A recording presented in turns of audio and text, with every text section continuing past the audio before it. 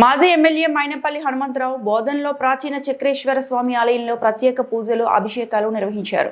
అనంతరం సమీప గోశాలను సందర్శించి గోపూజ చేశారు. ఎల్లమ్మ మందిరం చేరుకొని పూజలు నిర్వహించి అమ్మవారి ఆశీస్సులు తీసుకున్నారు. ఆలయ కమిటీ సభ్యులు, దేవి ఉత్సవ కమిటీ సభ్యులు, గోశాల కమిటీ సభ్యులు మైనంపల్లిని ఘనంగా సన్మానించారు.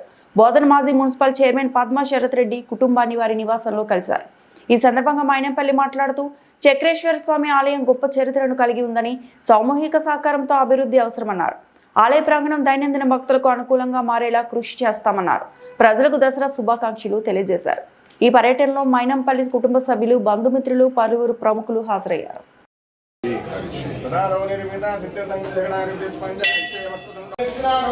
ओम मा बहिष्ठा विजोभवस्तान ऊर्जेदधातन महेन्ना इक्षसे योगशुभदमानसस्तस्य भारे देहनः उददेव भाद्रः तस्मारङ्गभावोयस्युक्षया यतिम्बधा आबोधनेधातनः युद्धोदकस्तानं समर्पयामि ओम आप्याजस्सुसमेतदे विश्वदस्तु ओम तदिक्तामन्नो योनिर्भृजयस्कृताभृतमवस्त्यधाम अनुष्पदमावह आदयस्वस्वाहा कृतम्तनः पिता मधुमान् गोवनस्पतिर्मधुमावम् मधुमां पदाभ्यः महमो रतं धामानि सप्तजा शतं वो निमन्वे मदनस्पदारिष्टदादये अगाया सरस्वते इन्द्राणे भक्तोदये वर्णाये सुस्तये ओम अधिवस्त्रा सुमधुरानि रन्द्रारुद्रेण हिरण्याभ्यस्मान् मधुरा देवसोम वस्त्रोपवस्त्रार्थे नित्योपवीतम् एकबिल्वौ शिवार्पणौ अमृतोद्भव यज्ञपूर्णां वासमेत चक्रेश्वर स्वामी देवताभ्यो नमः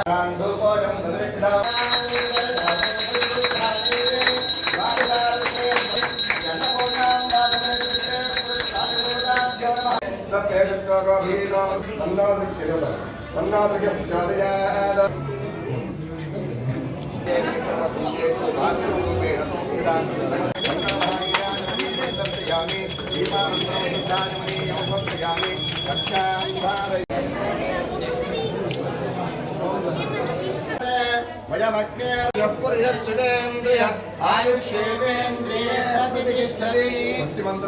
राजद्वारे राजमुखे सदा दिग्विजयमस्तु आयुरारो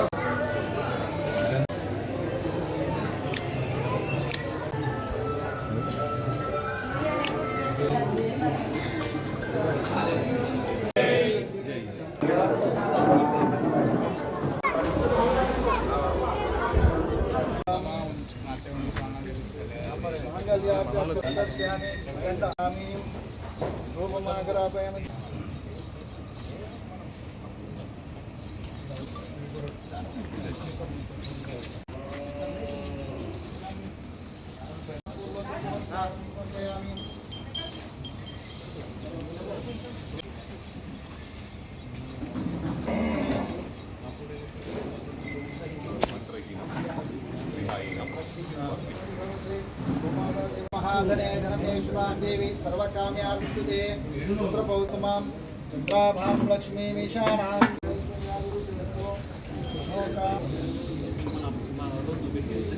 ఇది 5000 సంవత్సరాల క్రితం పరశురాముడు ప్రతిష్ఠించిన ఆలయంగా గుర్తింపు పొందింది. ఏదేమైనప్పటికీ కూడా ఇక్కడ స్థానికులకు, అదేవిధంగా మా మాజీ చైర్మన్ గారికి, ప్రస్తుతం ఉన్న చైర్మన్ గారికి అందరికీ కూడా విజ్ఞప్తి చేస్తూ ఉన్నాను. ఈ ఆలయాన్ని మనమందరం కూడా పట్టించుకొని డెవలప్ చేయాలని చెప్పి కూడా విజ్ఞప్తి చేస్తూ ఉన్నాను.